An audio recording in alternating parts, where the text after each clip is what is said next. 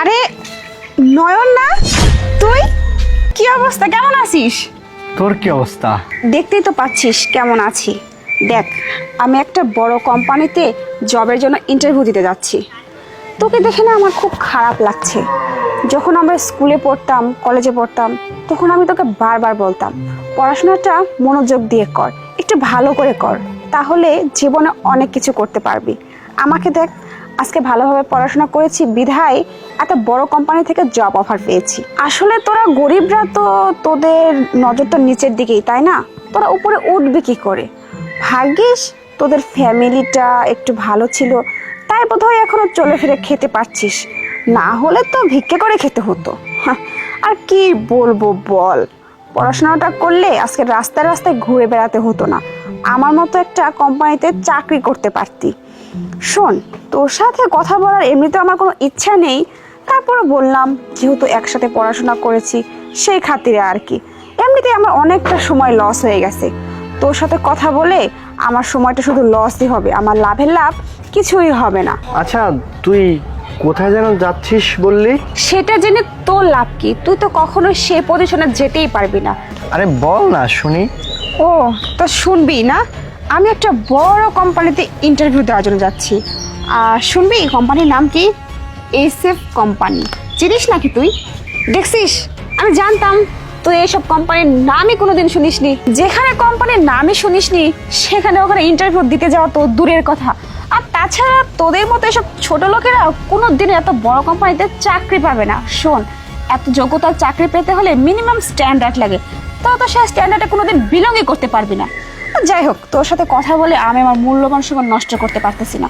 আমি এখন গেলাম, থাক, ভালো থাকিস। দাঁড়া, তুই চাকরিটা পাচ্ছিস না মানে?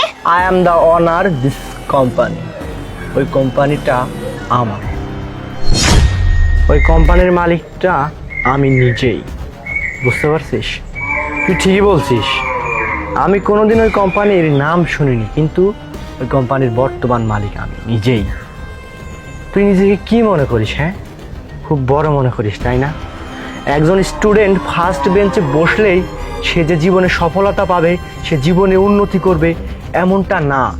লাস্ট বেঞ্চে বসা একজন মানুষও জীবনে সফল হইতে পারে। তুই তোর সারা জীবনে ফার্স্ট বেঞ্চে বসছিস, সবসময় ক্লাসে ফার্স্ট ছিলি, কলেজে টপার ছিলি, কিন্তু আমি স্কুলে লাস্ট বেঞ্চে বসা একজন স্টুডেন্ট, গরিব মানুষের সন্তান। অথচ যেই কোম্পানিতে তুই ইন্টারভিউ দেওয়ার জন্য যাচ্ছিস, আমি সেই কোম্পানির মালিক। জীবনে বড় হইতে গেলে না সবসময় যোগ্যতার প্রয়োজন হয় না, কিছু কিছু সময় মনুষ্যত্ব আর বুদ্ধির প্রয়োজনটাও হয়। তুই সারা জীবনে মানুষকে সবসময় ছোট চোখে দেখে আসছিস। তুই স্কুল লাইফ থেকে নিজেকে খুব বড় মনে করতি, একটু পড়াশোনা ভালো পারতি, সবাই তোকে ভালো বলতো, সেজন্য নিজেকে খুব বড় মনে করতি, মানুষকে সবসময় ছোট চোখে দেখতি। যারা ক্লাসের লাস্ট রোল ছিল, যারা লাস্ট বেঞ্চে বসতো, তাদেরকে তুই দেখতেই পারতি না, সবসময় অপমানজনক কথা বলতি। ঠিক আজকেও তুই আমাকে এইখানে দাঁড়িয়ে অপমানজনক কথা বলছিস। তোর মধ্যে মনুষ্যত্ব বলতে কিছু নেই। মানুষের পোশাক দেখে কখনো কাউকে বিচার করতে হয় না, কার মধ্যে কি আছে কেউ জানে না। আর তুই কি দেখে আসছিস যে আমার পরিবার ভিক্ষে করে খায় না কি করে খায়? আমি ভিক্ষে করে খাবো না কি করে খাবো, এটা কি ডিসাইড করা তুই না, এটা ডিসাইড করবো আমি। আমার ভাগ্য কোথায় যাবে সেটা আমি নিজেও জানি না, কার মধ্যে কি আছে কেউ কোনোদিন জানি না।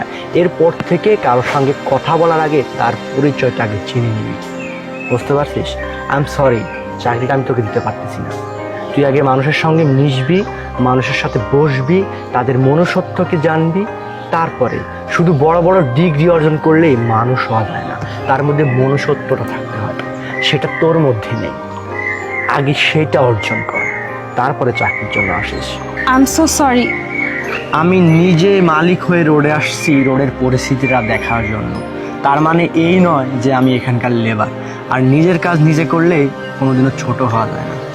তুই এখন যেতে পারিস, যে ডিগ্রিটা তোর মধ্যে নেই সেইটা আগে অর্জন কর, তারপরে আমি কেন, আরো বড় বড় কোম্পানি তোকে চাকরি দেবে। যা।